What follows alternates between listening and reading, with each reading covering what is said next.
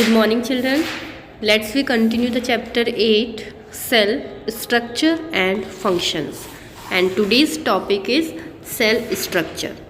You have learned that each living organism has many organs, and we know very well that the similar cells will combine and form the tissues, and tissue combine and form the organ, and organ combine together and constitute the system.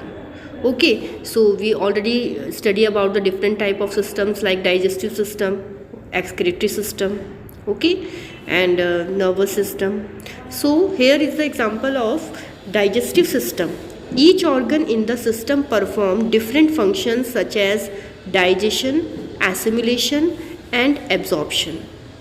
हर एक organ जितने organ जो system बना है organ से, तो हर एक organ का अपना अपना फंक्शन है, जैसे डाइजेशन का, एसिमिलेशन का, एब्जॉर्प्शन का. Similarly different organs of a plant perform specific और specialised function same as it is in the plant. Okay, तो हर एक प्लांट के अंदर भी जो डिफरेंट ऑर्गन है उनका भी एक स्पेसिफिक फंक्शन है. For example, roots help in the absorption of water and minerals. Leaves, okay, as you have learnt in class 7th, are responsible for synthesis of food. Food synthesis obviously कहाँ होता है? Leaves में होता है, by the process of photosynthesis. But leaves तक water और minerals किसकी help से पहुँचता है? रूट की हेल्प से. रूट एब्जॉर्व करती है minerals, water from the soil and reach it to the other parts of the plants. So each organ is further made up of smaller parts called tissue. तो हर एक organ मैंने बताया किससे बना है? टिश्यू से.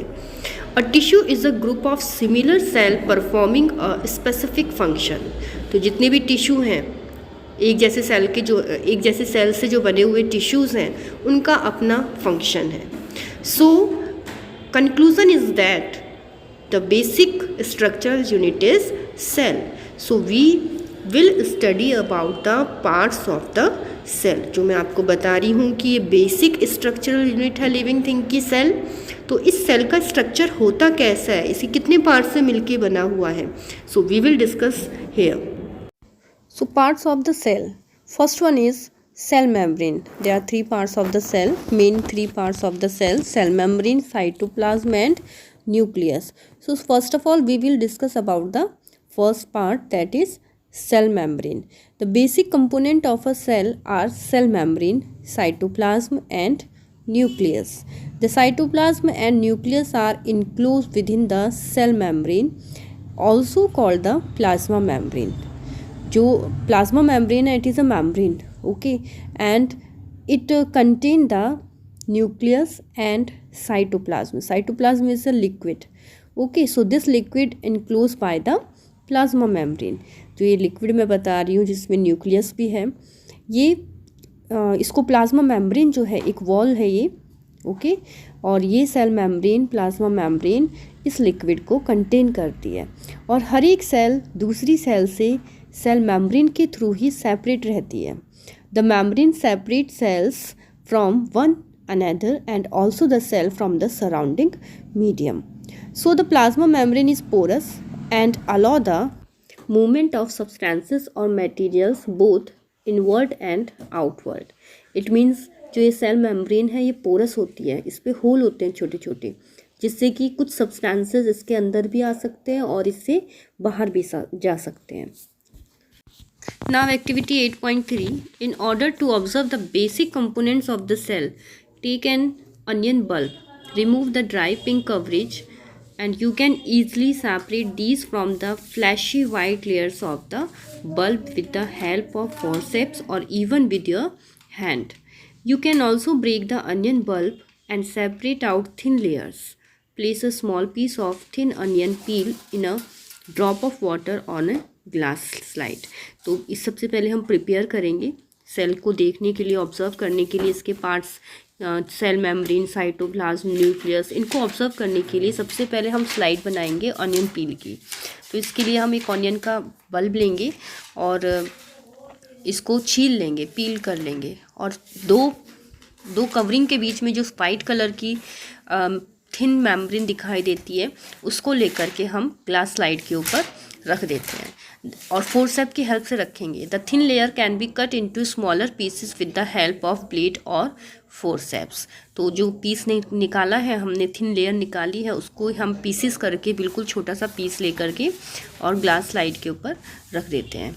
Add a drop of methylene blue solution to the layer and place a cover slip on it. इस पर एक केमिकल सॉल्यूशन आता है मिथाइलिन ब्लू सॉल्यूशन, वो उसके ऊपर रखेंगे हम, उसमें सॉल्यूशन में डिप करेंगे और डिप करने के बाद उसको निकाल करके स्लैब पे रख के स्लाइड ग्लास स्लैब के ऊपर रख के और उसके ऊपर एक कवर स्लिप आती है ट्रांसपेरेंट, वो लगा देते हैं।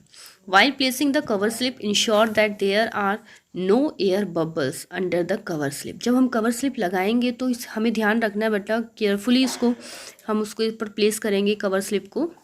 अगर उसमें बबल्स आ गए तो प्रॉपरली आपको ऑब्जर्व नहीं होंगी सेल्स, तो बबल्स, एयर के बबल्स नहीं आने चाहिए। Observe the slide under the microscope and draw and label. You may compare it with showing in the diagram. See in the book, when we see under the microscope we observe this such type of structure। इस तरह का structure हमें दिखाई देगा जो आपकी book में दिखा रहे हैं।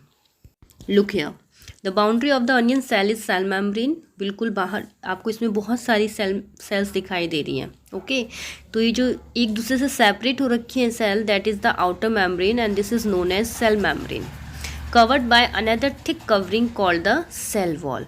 और इसी के मैंने आपको पहले बताया था, in plant cell there is a additional cell is found that is cell wall. एक और इसमें दो मेम्ब्रेन होती हैं, एक सेल मेम्ब्रेन और सेल मेम्ब्रेन के बाहर की साइड एक थिक वॉल होती है जिसे बोलते हैं cell wall.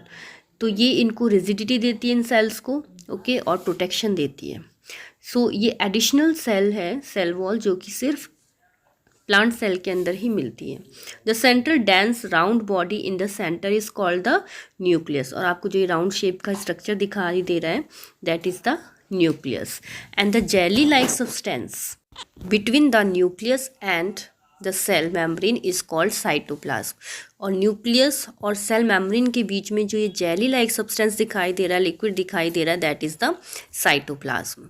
So here is the question, I want to know why plant cell need cell wall, की प्लांट सेल के अंदर सेल वॉल क्यों होती है, क्या इसकी ज़रूरत है।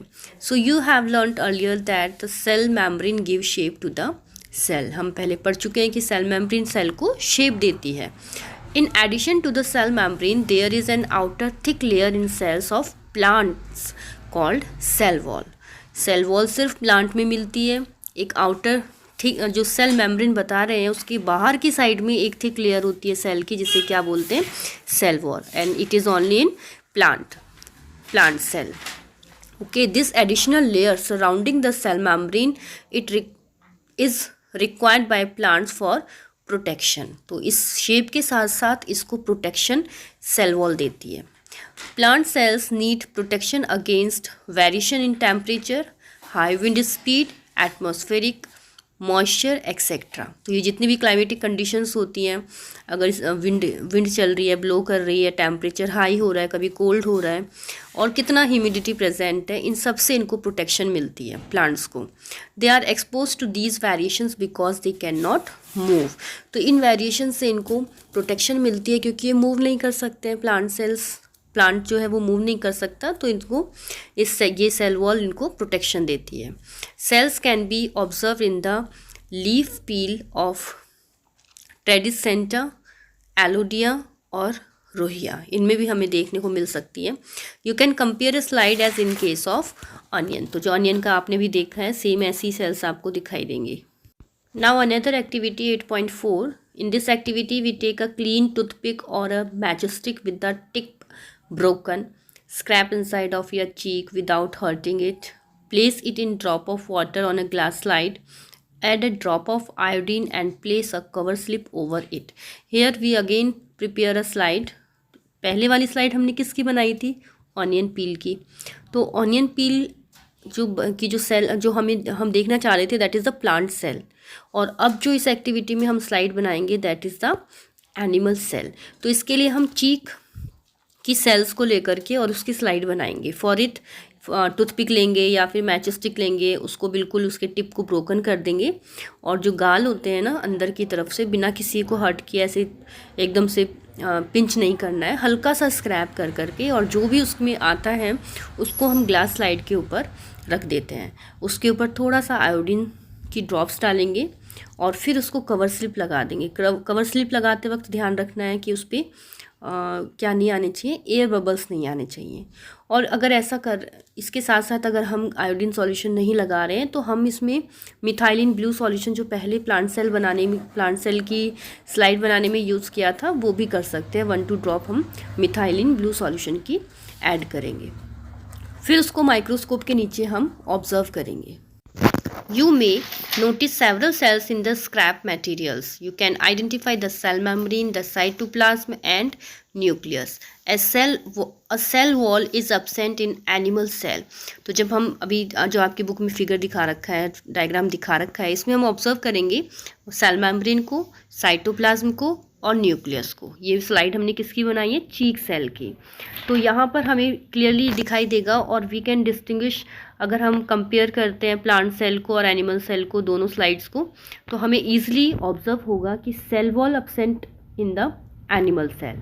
सेल वॉल सिर्फ प्लांट सेल में थी, एनिमल की किसी भी सेल में, एनिमल सेल के अंदर सेल वॉल प्रेजेंट नहीं होगी। So you can see in the diagram, look here, okay, cytoplasm is present, cell membrane present, nucleus and nuclear membrane. जो न्यूक्लियस है उसकी जो आउटर मेम्ब्रेन होती है जिससे कि न्यूक्लियस का जो मटेरियल है वो सेपरेट होता है, उसे न्यूक्लियर मेम्ब्रेन कहा जाता है। तो ये सेपरेट हो रखे हैं, okay. Now next, this is the first we have discussed about the cell membrane.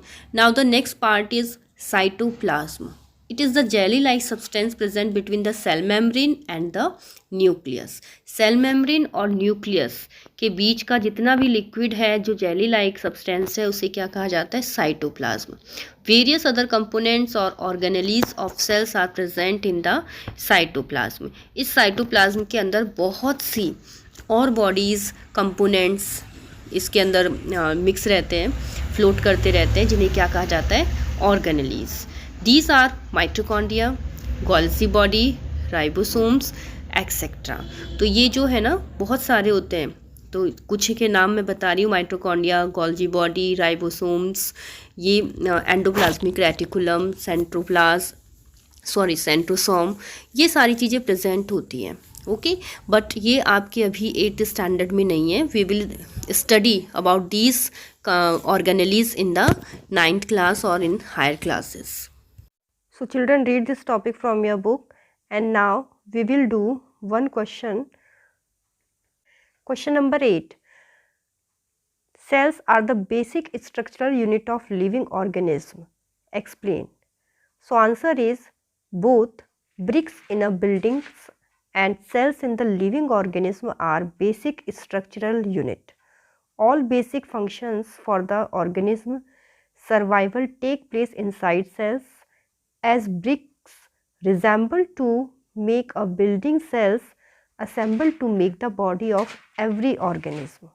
A group of cells form a tissue which perform a specific function. A group of tissue forms an organ, and in the same way a group of organs form an organism. That's why cells are considered as the basic structural unit of living organism. After then children, draw these two diagrams, and this is for your work. Do question number 8 in your notebook. Thank you.